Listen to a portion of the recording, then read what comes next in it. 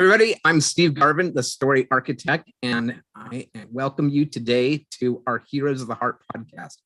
Our guest today is Martin Salama, who is the architect of the Warrior's Life Code. He specializes in helping people frustrated in their life quickly shift their mindset to uncover their greatness so they can live their true potential and enjoy life. Welcome to our Heroes of the Heart podcast, Martin. It's great to have you here. Thank you so much, Steve. It's great to be here. Story architect, and welcome you today. It is. Everybody, I'm Steve Garvin, the story architect, and I've got to be careful where I move my mouse because it can set things off. Anyway, so let's jump in. You have life means something to you more than what we usually think of when we think of life. Tell me what does your acronym LIFE stand for? Okay, so the short answer to that is LIFE stands for live incredibly full every day. Excellent. So tell me where that came from, and it sounds kind of like a mantra or a target. How did that come about? Yeah, it is my mantra now, and something I'm hoping that others will pick up to as well. So let me go back a little bit to tell you a little bit of my story. Okay, so in 2008, my wife and I were working on a project for about 4 or 5 years to build a multi-million-dollar health and tennis club down by the Jersey Shore. And I had invested millions of dollars into it, and also investors' money and borrowed money and all that. And we finally got all the state and city approvals by the summer of 2008. Went to the bank and we're like, okay, great, we're ready to go. And they're like, yeah, we're not lending now. The world's about to fall apart.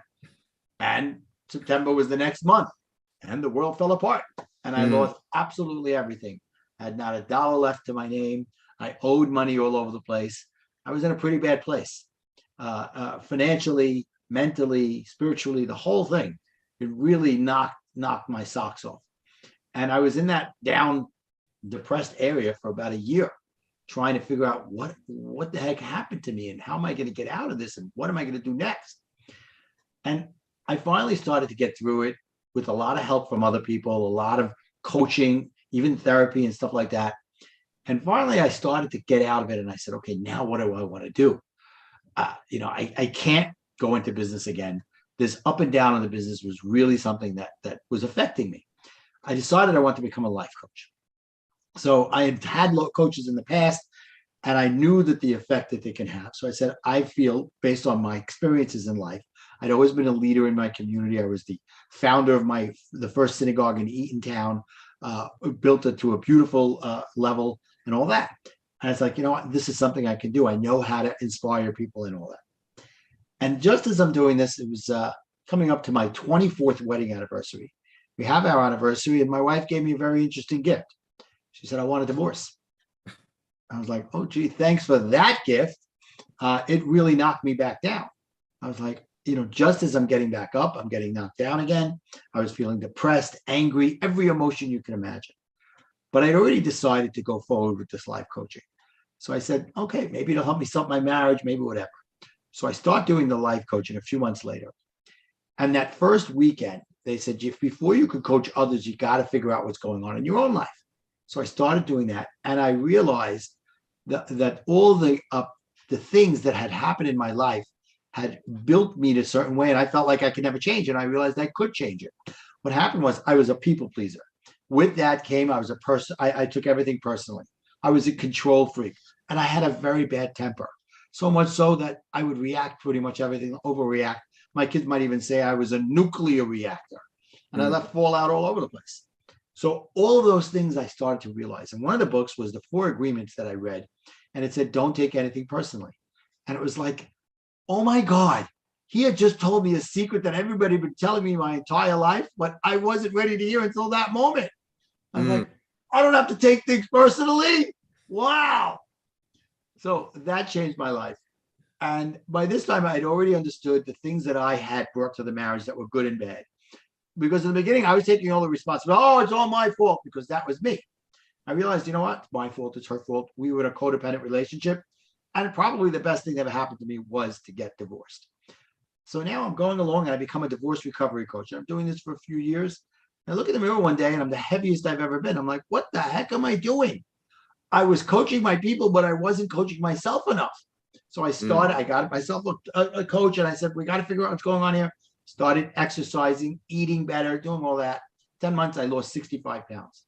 But with that came a sense of self again, self of worth, self-confidence, because I was eating better, I was reading better, I was watching better things, and I was just thinking better. And one day I had this download of information. And I said, I love my life and I love what I'm doing. I want to show other people how to do it. And out of that came life, live incredibly full every day. So this was great. I started dating. And soon after I started dating, I met somebody.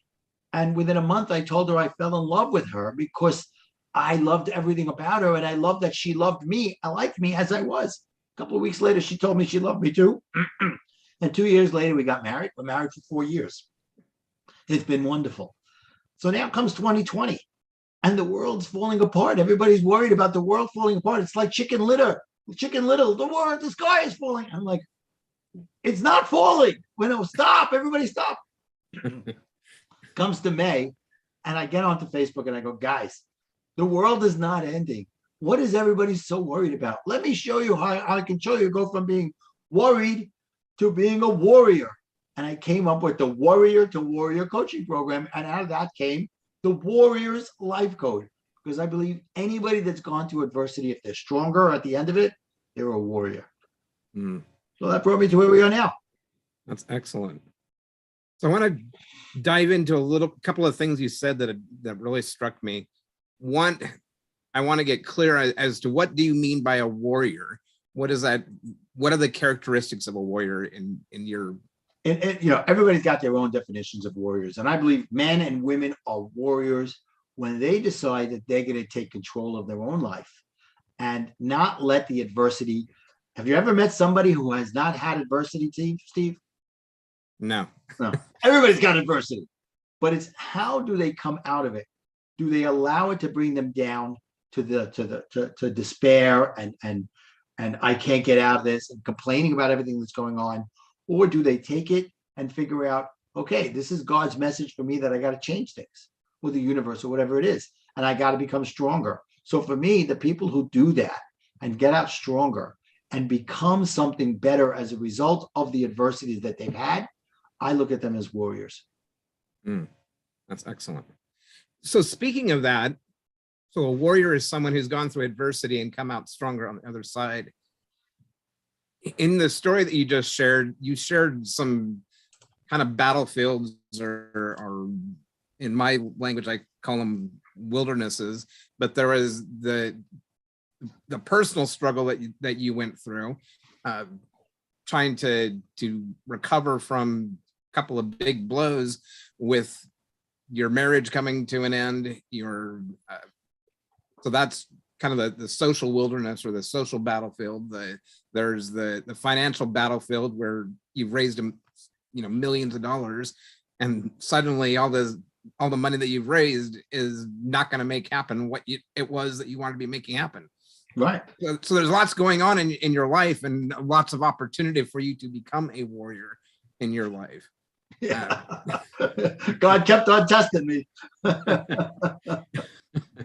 How far will you go? And reminds me of something that I heard or read this week, that when this Navy SEAL guy, whenever he was exposed to a difficult situation, his response has become, it's always good, because whenever something difficult happens, there's a difficult part of it, but there's also the positive side of it. How can we turn what we just experienced into a positive outcome?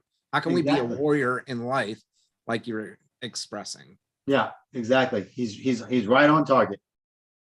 So, which I don't know if I am to the point where I say good, that whatever happened, a friend of mine died or my business died or whatever, but I have gone through enough challenges in my life that I do know that even the things that look terrible oftentimes have a very positive outcome if we keep going through and sticking with what we're doing. Yeah, 100%. I agree with that 100%. I mean, there are some things like death that are very, taxing, it's a tragedy. You've lost somebody. I had that happen when I was a child, which led me to becoming a people pleaser. When I was 10 years old, my brother Michael was killed by a school bus. He was 5. I had 4 older sisters. At that moment, I told myself a story that I now had to carry the mantle of the name. I had to make sure that I made my parents happy. They had a tragedy. They were sad. I needed to make sure that I never let that happen again. But so I became a people pleaser overnight. And what I realized over the 40 years of doing that, from when I was 10 to close to 50, that I pleased nobody, not even myself, because all I was trying to do was please everybody. And when you try to please everybody, you please nobody. Wow. Yeah. And that's quite a mantle to take on when you're 10 years old. Right. Nobody put it on me. I put it on myself. Yeah. And to be able to come to that realization that, you're carrying around this heavy mantle, and how do you actually remove that mantle? How do you get to a better place? Well, for me, it took a long time, to be honest. And it was because I was in that a little bit of guilt mode as well, of that losing my brother, and the pressures I put on myself to perform. So I always had the fear of failure, but as well with that was some fear of success as well. Because it seems to come together, fear of failure and fear of success. And it took me many years to realize that I was allowing my fears to hold me back. My always coming up with excuses or whatever to say I can't. And I can't is just a way of giving up. Yes. That's a really good point. And I'm wondering if you can spend a little bit of time explaining what you mean by fear of failure and fear of success. What do the different sides of that coin look like? Right. So fear of failure, of course, means you're afraid that you're going to fail. So you think you go into the mode of, for me at least, of I don't want to lose. Right. So, and that ends up being for both sides, fear of failure and fear of success. Because when you have the mindset of I don't want to lose, you don't have the mindset of I want to win. Right. So you're already setting yourself up for problems. So as a result, you're failing because you're not saying to yourself, I'm going to make this happen. Then things coming up. I was a procrastinator most of my life. And I find excuses to say, why do I have to do today what I could do tomorrow? And I would always put it off. And a part of that had to do with the fear of making the phone call or doing the work or whatever it was. So it just perpetuated itself. So that's the fear of failure side of it, right? Is that right? So what does the fear of success look like? So it starts with that mindset of I don't want to lose instead of saying I want to win. And that the fear of success then comes, well, what happens if I get everything I want? Then what do I have to do? And then how do I continue it? So you're like, why bother succeeding? You're saying deep down inside of yourself, you're letting your gremlins talk to you and say you're not good enough. Why bother succeeding? Because you're not going to be able to keep it up anyway. So why bother getting there if you don't know what you're going to do next? Instead of saying, let me figure it out when I get there. Sure. So in a way, they're, like we said, it's different, two sides of the same coin. Either way, it's essentially I'm not enough. That I'm not enough to succeed from fear of failure. But then even if you are to succeed, it's still, well, will I be able to live up to that? Exactly. Will I be able to operate in that space, having succeeded in doing whatever it was? Right. So basically, it ends up coming that you self-sabotage. Absolutely. So that's where it ends up coming. So you end up finding reasons not to do something so that you don't have to either fail or succeed. So you're like, okay, status quo. And I have a saying that I talk about very often, and it's something that I've trademarked, or actually it's in the it's being trademarked. I say what I did all these times was I rationalized. And for me, rationalize is really 2 words. And this is what I trademarked. That rationalize really means rational lies.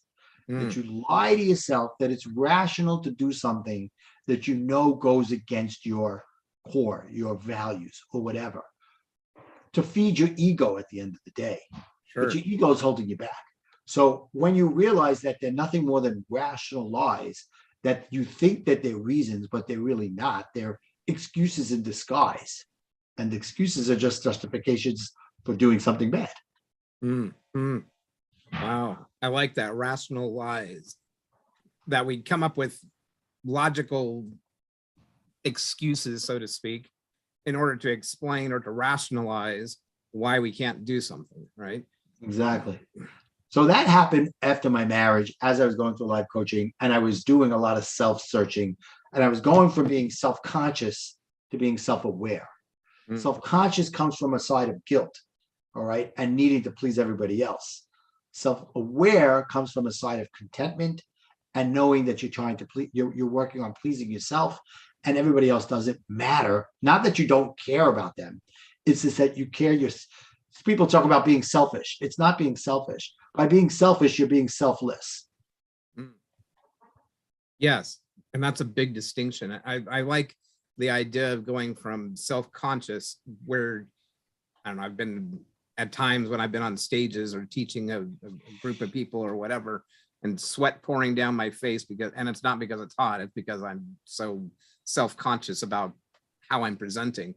Yeah. And not a very comfortable place or a very powerful place to come from. But when we become self-aware, when we, even if we're noticing the sweat coming down our face or whatever, that we, that it's okay. We're all human. We're all doing the best we can. Right. And none of us have yet figured out how to make everything work perfectly. Yep, exactly. I agree with you 100%. So I say that self-conscious is the ego and self-aware is the humility. And people say, oh, humility. No, humility means that you're okay in your own skin. You're good and you don't have to prove it to anybody else. Yeah. Yeah, I think humility gets a bad rap sometimes. It does. It really does. It's terrible. Like I don't want to be humble because I, whatever. But for me, it's another way that I think of humility is it's the beginner's mind. It's being open to possibility. Yeah, I love that. That I don't have all the answers and I don't have to be perfect in every moment. Well, in any moment. Exactly. Agreed. I agree with you. That's a very good way to put it. So what was the process for you of becoming more self-aware? How did you go from kind of being self-conscious and yeah, facing some real struggles and becoming a warrior and along with that being a humble, self-aware warrior?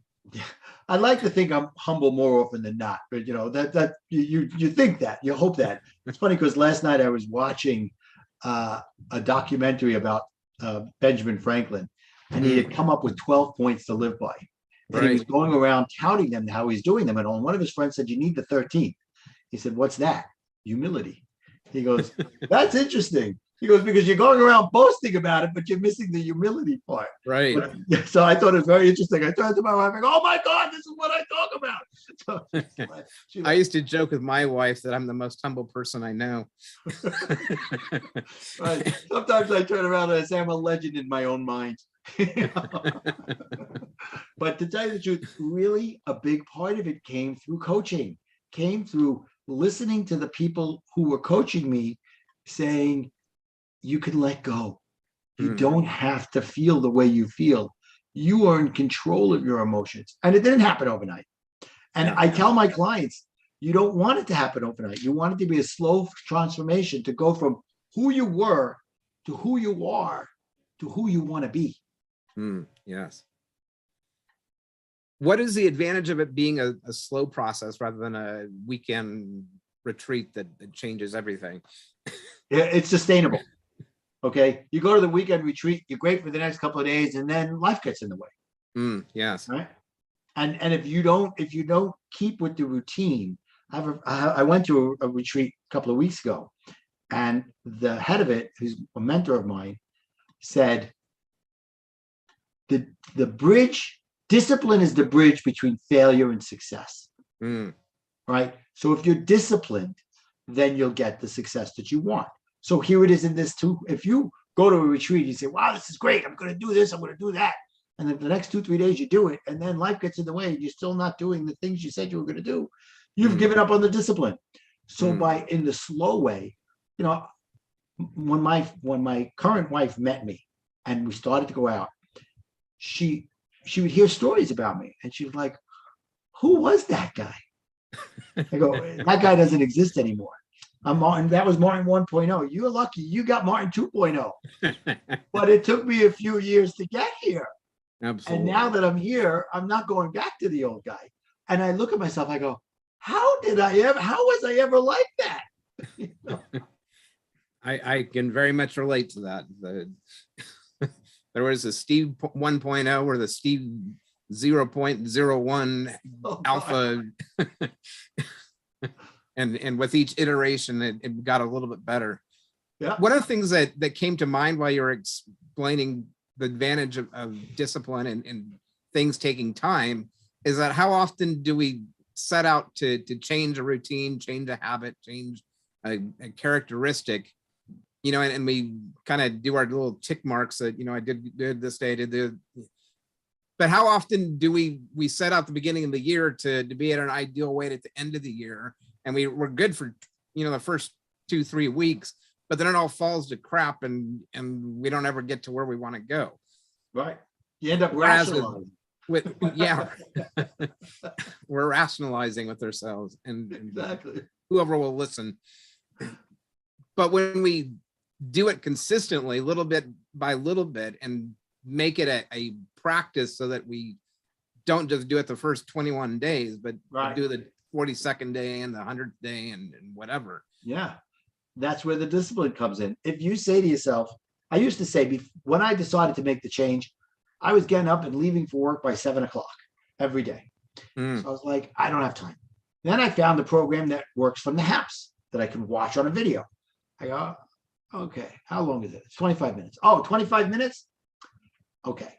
Instead of getting up at 6:30, I'll get up at 6. I'll work out quick and figure out that, okay, the rest of the time I'll shower and do everything. I'm going to pray and whatever else I need to do. It'll be ready by 7. Yeah. So it was me saying, I do have time. There's 24 hours in a day. By extending my morning by a half an hour to an hour, I'll find it. And then I put it in my calendar. I wrote exercise every day so that I gave myself permission to expand my day so that I can get the results I wanted. That's the discipline I did there. Yes. You know, I was a night owl for probably most of my life and very resistant. I told people, don't talk to me in the morning, leave me alone in the morning because you don't want to be around me. Mainly because I essentially sabotaged myself from being a morning person. You know, I went to bed really late, and you know, one of the things that I've come to understand is that how we end the day is how we start the day, and there's also the other side of it. How we start the day is how we end the day. Yep. And so if we want to change things by being more conscious about how we're starting or ending the day, we create a much better day by just looking at those kind of terminal points. Yep, absolutely. And it's funny you say that because we've talked about that life means live incredibly full every day, but I've also taken it to mean other things as well. And in there are some of the things that you were talking about. So I call it the warrior's life code. And for me, the F is what we're talking about here. And I'll go over the other ones too, but the F is feel gratitude. So if you wake up in the morning and you say, thank God I'm alive. Thank God I had a good night's sleep or whatever. And you write down 3 things in the morning and you write down 3 things at night. In the beginning, it might be stupid. I mean, thank goodness I got out of bed. Thank goodness I had a good cup of coffee, whatever it is. Right. Over time, it starts to, if you make it a habit, if you make it a discipline, it changes your mindset, which starts with the L part. Okay. L stands for live responsibly. So what does that mean? That means take responsibility for everything that's going on in your life. Don't blame anybody else. Just take your responsibility. Say the past has happened. I'm responsible for my parts of it. And now I'm going to move forward. And whatever comes up, I'm responsible for it. Okay. Mm. I take ownership of it, which leads to the I, which is inspire yourself. So how do you inspire yourself? By speaking good, by not complaining, not worrying or blaming anybody else. Just say everything's great. It is what it is. I'm going to make the best of it. Okay. That's the mindset that's got to go on. Then Absolutely. F, feel gratitude, like we said. And then E is embrace all these things and let them happen. Give yourself a chance to recognize the things that are happening. And as the opportunities come by, don't say, oh, that's a one-off. That's a coincidence. No, no, no. You're doing this. The opportunities are happening because you're letting them come to you. So that's life. That's another way of taking, that's the Warriors Life Code.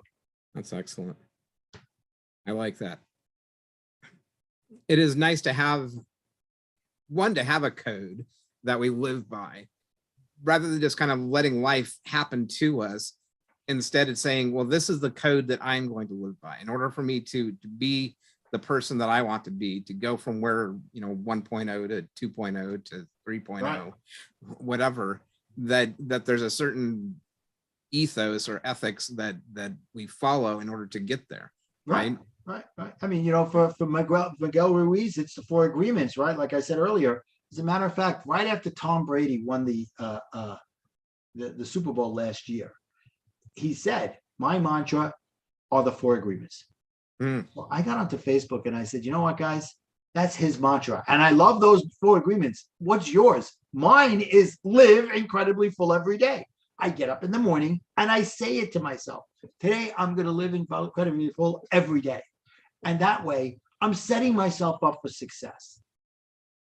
That's excellent. You're reminding me of that I need to go back and I came up with one for courage, but I cannot remember what each.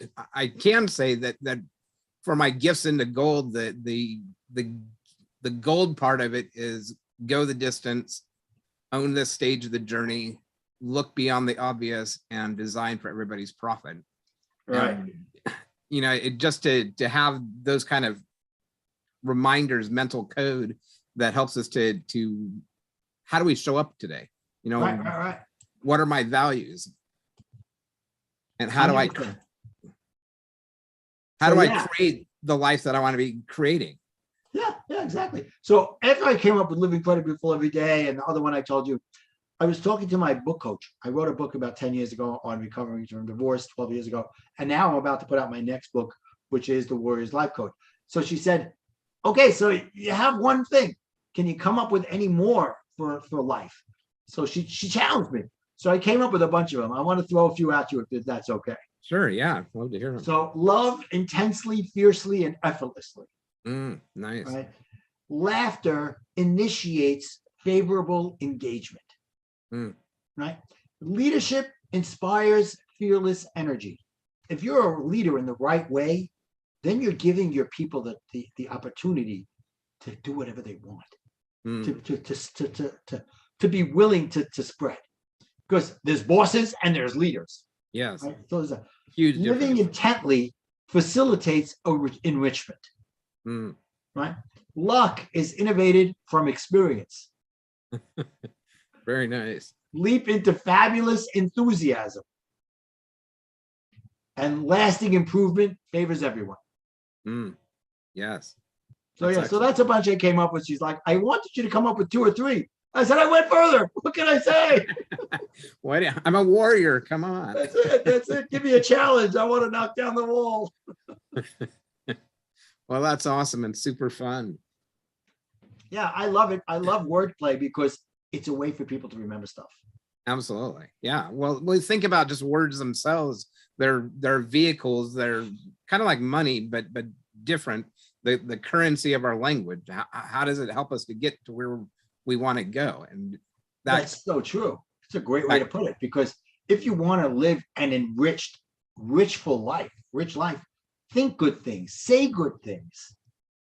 Right? Absolutely. It's when you're self-deprecating or complaining, the good things are just going to pass you by.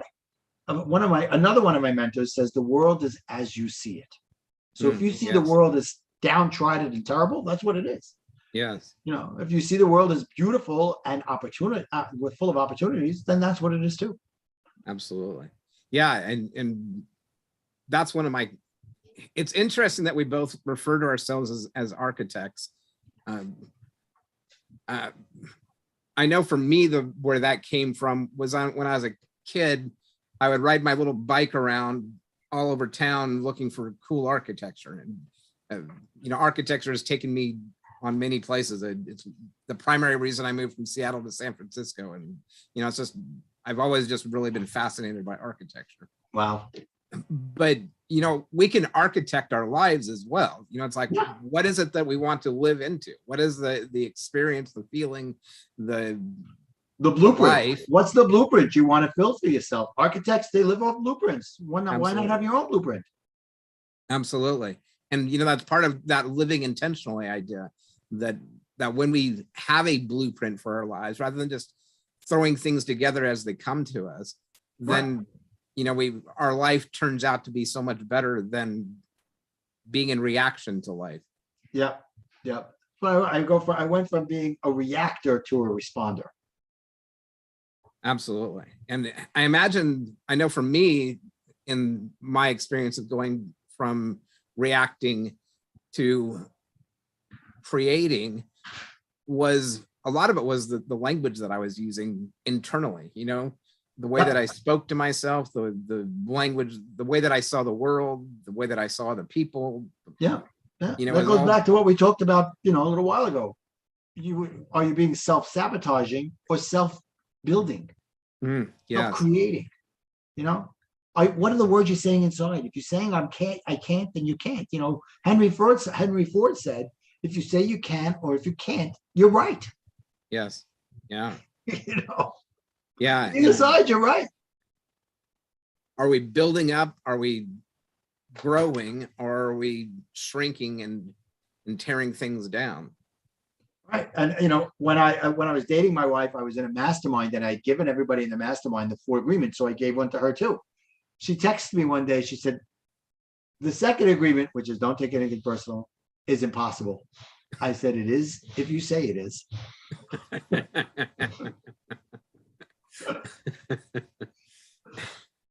I'm curious as to, has her perspective on that changed? A little. I'd like to think I've had some positive impact on her over the last 5-6 years that we've been together. I know how that goes. My wife and I have been together for 29 years, and I think we've had positive impact on each other, but we're still very much, and I actually think this is a good thing, we're our own people. That I'm not a clone of her, she's not a clone of me. We live our own lives and enjoy a lot of things together, but we're not the same person. That beautiful. It's a great thing to be at, because that's not where I was in my first marriage. That's not where we were tied at the hips. We were codependent. And I actually wrote a blog, I don't think I ever printed it, that there's 4 types of dependencies. There's dependent, there's independent, there's codependent, and there's interdependent. And what you have and what I have now is interdependent, where we love to be with each other, but we also understand that we're our own people, and there are times that we don't need to be with each other. Yeah, absolutely. And it makes life so much richer. And I've been probably each one of those 4 in my relationships, totally codependent and joined at the hip. And if we don't agree, then there's something terribly wrong with the universe. And, it's all going to go to pot, blah, blah, blah. And it just goes spiraling down the drain. Right. Or we can say, well, that's interesting. You thinking about it that way. I think about it this way. And that's just cool. That we can see the world differently. That's right. So yeah, it makes for a richer life, richer relationships. Well, Martin, I really appreciate all the wisdom that you've shared with us today. My pleasure. We're all on this path of becoming warriors of life, the architects of our lives.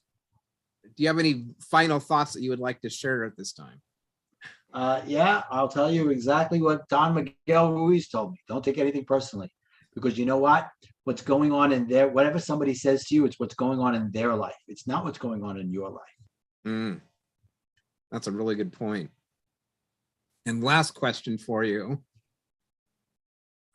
Well, two questions for you. One, what does your heart, where is your heart leading you to now?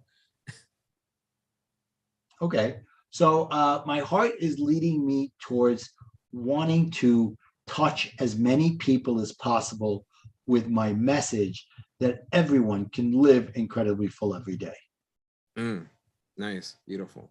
And the last question is, how does our audience reach out to you? Okay, well, you could reach out to me, Martin at thewarriorslifecode.com, or you can just go straight to thewarriorslifecode.com and see the site, and we can connect through there. Excellent. Well, thank you so much, Martin. We really appreciate you being on the Heroes of the Heart podcast today. And to our audience, be the bright light in someone's dark night. Ta-ta.